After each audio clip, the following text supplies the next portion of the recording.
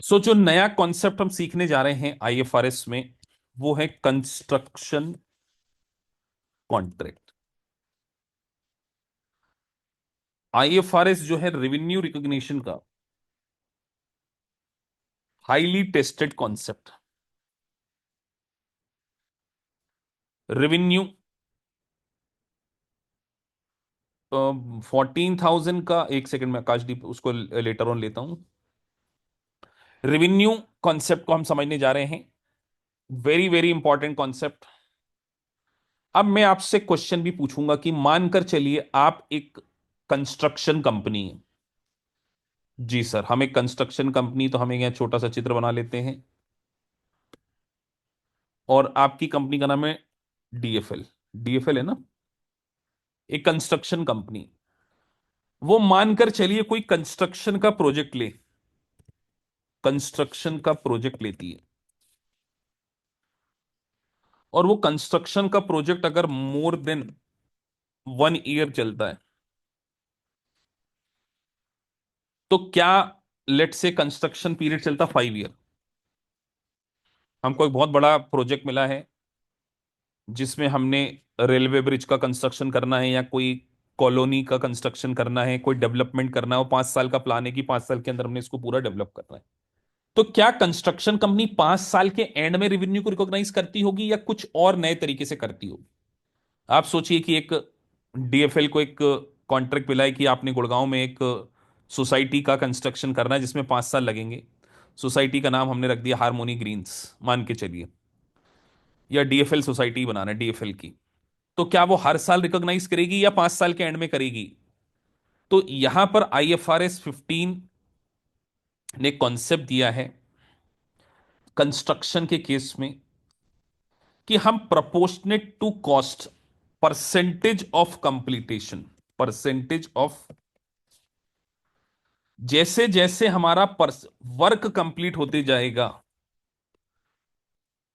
वैसे वैसे हम क्या करेंगे, रेवेन्यू को रिकॉग्नाइज करेंगे। तो चलिए इसके लिए एक एग्जाम्पल क्रिएट करते हैं। एग्जाम्पल, मानकर चलिए एक कंस्ट्रक्शन कंपनी है, उसने एक प्रोजेक्ट लिया है कि हम, गवर्नमेंट ऑफ इंडिया के लिए डीएलएफ ने, कि हम एक अच्छा सा आपको सोसाइटी डेवलप करके देंगे। बिल्डर कॉन्ट्रैक्ट है।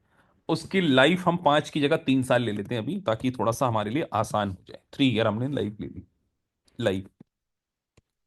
और मान के चलिए 5,000 करोड़ का ये contract, dollar, Indian rupees, amount not matter.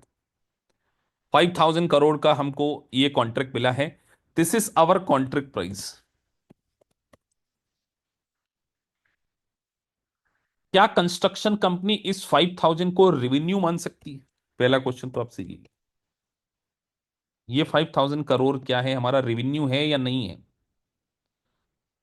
Yes sir, ये हमारा रेवेन्यू, ये रेवेन्यू 3 साल का है या 3 साल के एंड का है? पहला क्वेश्चन तो आप लोगों से ये, बिल्कुल बेसिक डेफिनेशन के अकॉर्डिंग अगर हम समझे, तो सर ये पूरे प्रोजेक्ट का रेवेन्यू है, हम इसको 3 साल में कंप्लीट करने वाले हैं फॉर 3 इयर्स। जी सर।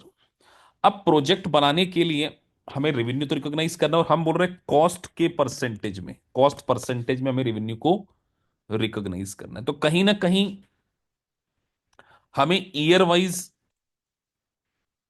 हमारी कॉस्ट भी पता करनी होगी। तो यहां पर हम ईयर लिख रहे हैं, ईयर 1, ईयर 2। अच्छा, इस क्वेश्चन को बहुत ही लॉजिकली समझना। जरा सा भी आपका लॉजिक इसमें अगर गड़बड़ा गया तो आप स्ट्रगल करेंगे। इसलिए मैंने एक पूरी कहानी आपको सुनाई है। इस कहानी के थ्रू समझिए कि एक कंपनी ने प्रोजेक्ट लिया 5,000 करोड़ का। अब जब वो कंपनी अपनी कॉस्ट का एस्टिमेशन करेगी या नहीं करेगी, मेरा क्वेश्चन आपसे ये है, क्या कॉस्ट का एस्टिमेशन होगा या नहीं होगा? बिल्कुल करेगी सर। कहीं ना कहीं कंपनी सोचेगी ना कि यार हमको कितना खर्चा आएगा। लेट से हम आसान भाषा के लिए सिंपल सा मान लेते हैं कि कंपनी ने एस्टिमेट किया कि यार ये 2,500 CR का हमको एक्सपेंडिचर आने वाला है। ओवरऑल मतलब 50% प्रॉफिट कमाने वाले इस पर्टिकुलर पर्टिकुलर प्रोजेक्ट के अंदर। जी सर, 50% प्रॉफिट कमाने वाले, कोई दिक्कत नहीं। अब मेरा क्वेश्चन आपसे यह है कि सबसे पहले कंपनी ने कॉस्ट इनकर्ड कर दी फर्स्ट ईयर में, ये कॉस्ट इनकर्ड का डेटा उसको कहां से मिलेगा? थोड़ा सा प्रैक्टिकली सोचो आप, कहां से मिलेगा कि यार उसकी एक्चुअल में इतनी कॉस्ट हो गई, लेट से 1000 करोड़। सर अकाउंटेंट नाम की चीज होती होगी, जो जैसे ही कंपनी के लेजर जो भी खर्चे होंगे उसका हिसाब किताब रखेगा कि नहीं, ये कंपनी में अकाउंट होगा ना भैया, कितना सरिया आया, कितना सीमेंट आया, कितने आर्किटेक्चर को फीस दी, कितनी, कहीं ना कहीं पूरा का पूरा एक हिसाब किताब कंस्ट्रक्शन का मेंटेन किया जाएगा ना। तो ये तो आपके पास एक्चुअल डाटा होगा या एस्टिमेट होगा? दिस इज एक्चुअल और estimate. Sir this is cost incurred मतलब लग चुकी है। तो आने वाले समय में हम हमारे प्रोजेक्ट मैनेजर से पूछेंगे यार, $1000, 1000 करोड़ तो इसी साल लग गया, पहले साल में। आने वाले समय में कितनी लगने वाली है? तो वो बताएगा कि यार आने वाले समय में 1500 करोड़ की लगने वाली है, अपन ने एस्टिमेट किया है। तो क्या इस कॉस्ट, इन दोनों को मैं टोटल कॉस्ट बोल सकता हूं, टोटल एस्टिमेटेड कॉस्ट की नहीं बोल सकता? जी सर, आप इसको टोटल एस्टिमेटेड कॉस्ट बोल सकते हैं। अब हम सेकेंड ईयर में जब करेंगे तो सेकेंड ईयर का भी एंड आएगा, फिर हम हमारे अकाउंटेंट को बुलाएंगे। अब यहां पर अगर वो अकाउंटेंट हमें पूरे 2 साल का डाटा बना के दे कि यार हमारी सर 2000 की कॉस्ट लग चुकी है, या हम इसको थोड़ा सा और 18 वो कर देते, 1800। अब यहां पे मैं कॉस्ट इनकट के साथ में एक वर्ड डाल दूं तो आप समझ जाएंगे? टिल, पहले नहीं डाला था। देखो मैंने एक वर्ड डाल दिया इसके साथ, कॉस्ट इनकर्ड टिल डेट।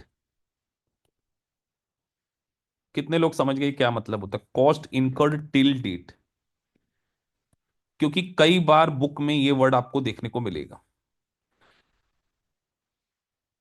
बात समझ गए होंगे आप? तो अगर आपसे एग्जामिनर पूछे, एज ए मैं पूछ रहा हूं, एग्जामिनर तो नहीं पूछेगा, मैं आपसे पूछ रहा हूं सेकेंड ईयर की कॉस्ट कितनी लगी, तो आप क्या बताएंगे? कितनी बताओगे आप? सभी लोग लिखो चैट बॉक्स में, सर सेकेंड ईयर में 800। आने वाले समय में एस्टिमेटेड 700 लगेगी, अभी मेरी कॉस्ट में कोई चेंज नहीं कर रहा हूं। यहां पर मैं 2500 लिख सकता हूं और इसको जीरो लिख सकता हूं। देखिए मैंने आपको क्वेश्चन बनाना भी सिखा दिया, सिर्फ क्वेश्चन करना नहीं सिखाया, मैंने आपको क्वेश्चन बनाकर सिखाया।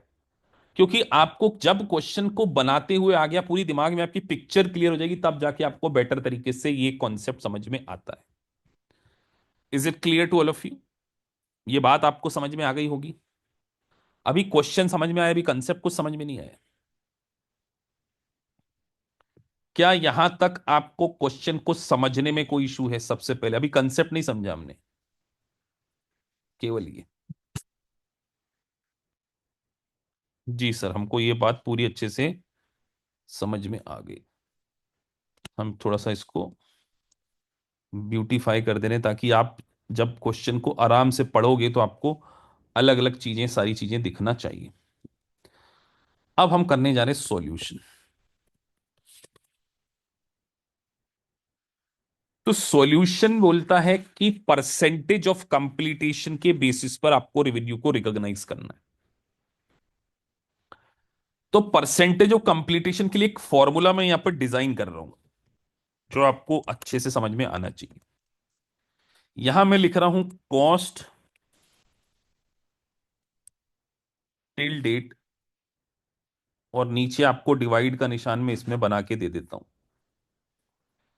आप मुझे बताना कि इसका क्या, इससे क्या निकला। ये मैंने एक डिवाइड के लिए लाइन खींच दी है, और यहां मैं लिख रहा हूं टोटल कॉस्ट। इस अकेले से आप क्या समझते हैं? Total estimated cost. केवल इतने को सॉल्व करने का क्या मतलब हुआ?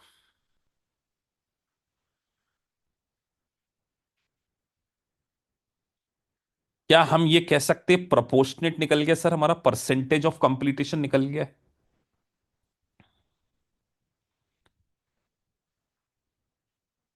मल्टीप्लाई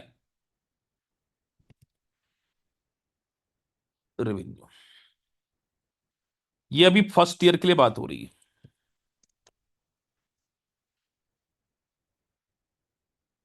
कितने लोगों को समझ में आ गया? हाँ सर। कॉस्ट टिल डेट मतलब आपकी पहले साल में हो तो 1000 लगी, 1000 डिवाइडेड बाई 2500 कर दूं मैं, और केवल इंटू 100 करने से ही क्या निकला मेरा? सर परसेंटेज ऑफ कंप्लीटेशन आ गया, मतलब आपने 40% काम कंप्लीट कर लिया। ये बात समझ में आ गई? 40%। कि जी सर, आउट ऑफ 2500 हम 1000 का गुड्स, 1000 की कॉस्ट को कंप्लीट कर चुके हैं ना। ये 1000 है ना। तो अगर हम 40% कंप्लीट कर चुके हैं तो हमारी रेवेन्यू भी 40% रिकॉग्नाइज कर लेना चाहिए, which is 5000 four into 40%। Revenue हो गई। बात समझ में आ गई होगी आप। अब इस रेवेन्यू में से हम, ये फर्स्ट ईयर है, रेवेन्यू में से कॉस्ट तो आपके पास एक्चुअल होती है, माइनस कर दें 1000, तो क्या निकल कर आ जाएगा? फर्स्ट ईयर का प्रॉफिट निकल कर आ जाएगा कि नहीं आ जाएगा?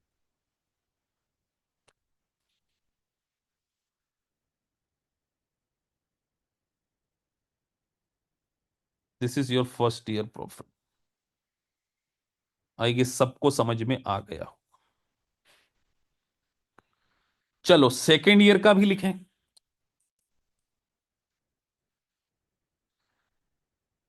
सेकेंड ईयर का कॉस्ट टिल डेट बताओ बेटा। आपको बताना है, मैंने नहीं बताना है। Cost till date sir 1800।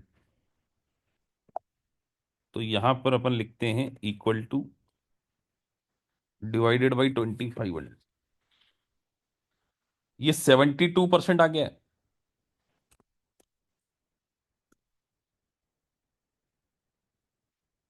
Percentage लिख दिया मैंने 72%।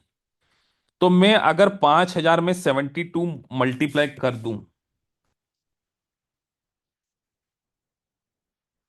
तो ये 3600 मेरी रेवेन्यू है। ये सेकेंड ईयर की है या सेकेंड ईयर तक की रेवेन्यू है?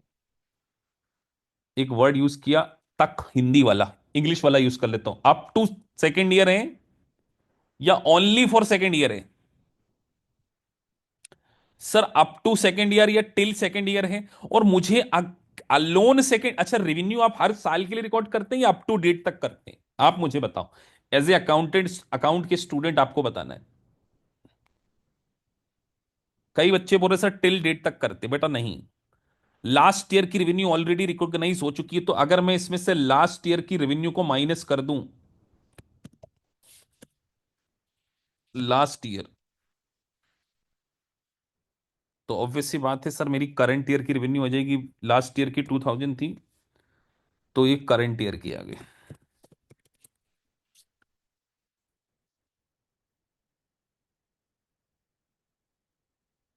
तो करंट ईयर की रेवेन्यू आ गई सर। और करंट ईयर की कॉस्ट अगर मुझे मिल जाए, आपको पता है कि सर ये 1800 करंट ईयर की नहीं है, करंट ईयर की तो 800 है जो आपने बताया।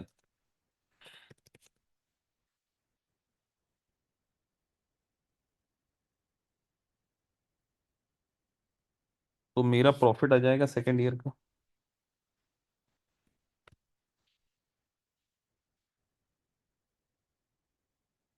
तो सेकेंड ईयर का भी डेटा आपको समझ में आ गया होगा। तो मैंने यहां पे सेकेंड ईयर का प्रॉफिट भी ये निकाल दिया। चलो तो ये हमारा फर्स्ट ईयर हो गया, ये हमारा सेकेंड ईयर हो गया। अब हम थर्ड ईयर कर लेते हैं। थर्ड ईयर का काम और आसान है। थर्ड ईयर में तो कंस्ट्रक्शन का काम काम ही कंप्लीट हो गया होगा बेटा। लास्ट ईयर है। तो आप मुझे बताओ, अगर मैं थर्ड ईयर की रेवेन्यू को पता करना चाहूं तो it's a very easy job for me. Because मैं अगर उस 5000 में से जो मेरा टोटल था उसमें से पीछे जितना रिकॉग्नाइज कर चुका हूं, 2000 यहां पे कर लिया है, 1600 यहाँ पे कर लिया, या सीधे 3600 भी माइनस कर सकता हूँ। 2000 और प्लस 1600, तो मेरी रेवेन्यू आ गई। और मेरी कॉस्ट मुझे पहले से पता है कि सर टोटल कॉस्ट 2500 थी। जी सर। उसमें से 1000 पहले साल लगी, दूसरे साल 800 लगी, और तीसरे साल 700 लगी। -700, तो प्रॉफिट आ जाएगा।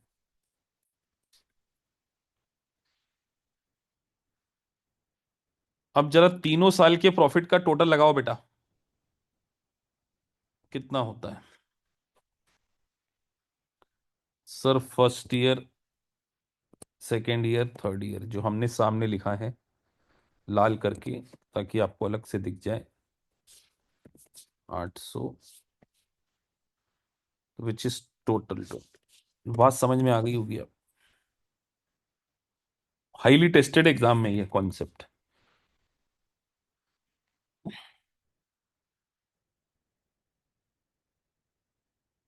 ये हमारा क्या था, प्रॉफिट था। तो एग्जामिनर अगर आपसे पूछे तो वर्किंग नोट में तो प्रॉफिट आप बना देंगे, रेवेन्यू मैं बना देता हूं यहाँ पे। रेवेन्यू भी हमने लिखी हुई है, 2000 और 1600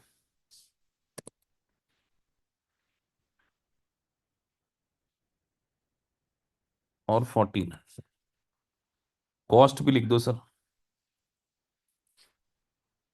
तो कॉस्ट हमारे पास दी हुई थी हमें 1800, और लास्ट की थी। ये हमारा एक टेबल हमने यहाँ पर बना दिया। तो आपको इससे प्रेजेंटेशन देना भी एग्जाम में आना चाहिए।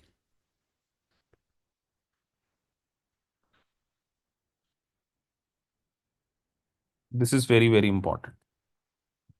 क्या सभी लोग बना लेंगे ऐसा, कि प्रैक्टिस करनी पड़ेगी आप लोग ऐसा, जो अभी हमने कंसेप्ट सीखे क्या आपको उसकी प्रैक्टिस करनी पड़ेगी, कि डन हो गया, नींद में भी कोई उठा के पूछे तो बना पाएंगे। एक क्वेश्चन देना है, चलो एक क्वेश्चन देते हैं होमवर्क में।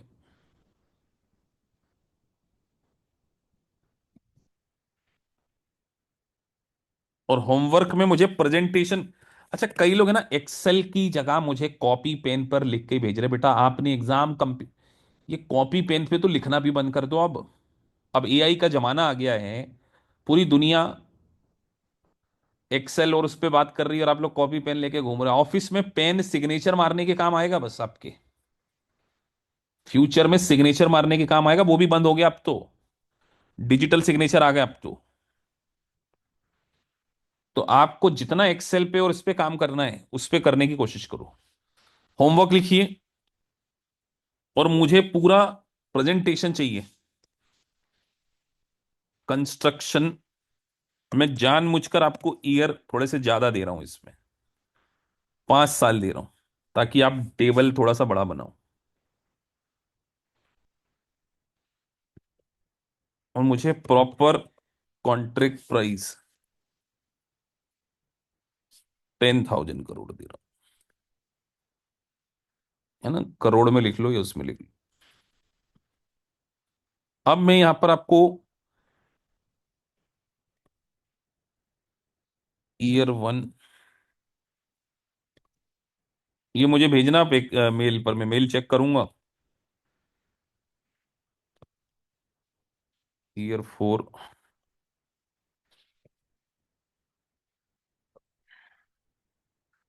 और यहां मैं लिख दे रहा हूं कॉस्ट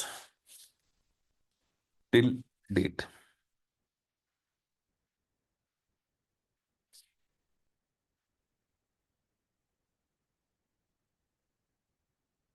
एस्टिमेटेड कॉस्ट आप लोग भी होमवर्क के लिए उतार लो बेटा इसको, वैसे तो रिकॉर्ड हो रहा है पर अपने पास कॉपी पेन में लिख लो।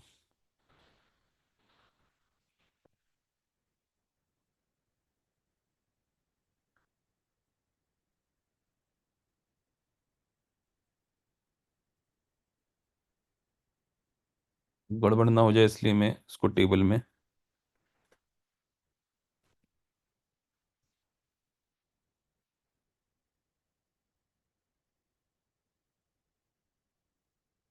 बना के आप लोगों को दे रहा हूँ, मुझे भेजना मेल पर, है ना? और एक्सेल शीट में प्रॉपर भेजना, कॉस्ट टिल डेट।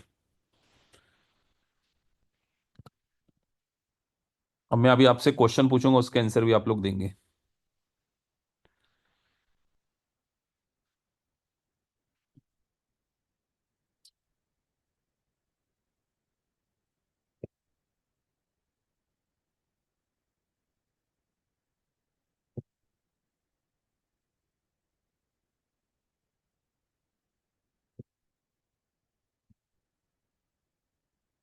चलो बेटा, ओवरऑल प्रॉफिट कितना है इस कॉन्ट्रैक्ट में, मैं देखना चाहता हूँ आपने पिक किया कि नहीं, ओवरऑल प्रॉफिट।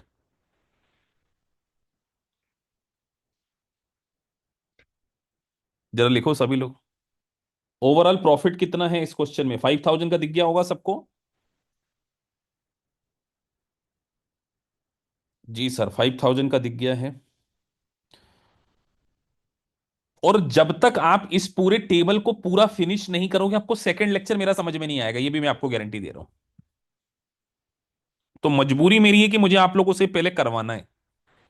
मैं इसके आगे का अगला कॉन्सेप्ट आपको समझा सकता हूं, लेकिन मुझे जब तक आपके हाथ नहीं बैठेंगे, आपको यहां पर, क्योंकि इसके 3 लेवल हैं, ये लेवल 1 है। अभी तो हमने यहां पर कॉस्ट को चेंज ही नहीं किया। क्या मैं अगला एडवांस कॉन्सेप्ट बता दूं कि पहले आप इसको एक बार घर से करके आना चाहेंगे? मेरे को कोई जल्दी नहीं है। मैं आप लोगों से पूछना चाहता हूं कि आप पूरा बनाकर आना चाहते हैं? 15-20 मिनट तो लगेंगे।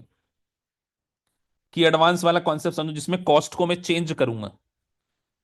तो सभी लोगों का कहना है कि सर हमको एक बार मौका दिया जाए। जो ऑलरेडी एडवांस में पढ़ना चाहते हैं वो पिछले क्लास की रिकॉर्डिंग देख ले। उसमें मैंने आपको पहले, क्योंकि इसके बियॉन्ड कॉन्सेप्ट में आपको तभी समझाता हूं जब आपका ये परफेक्ट हो जाए।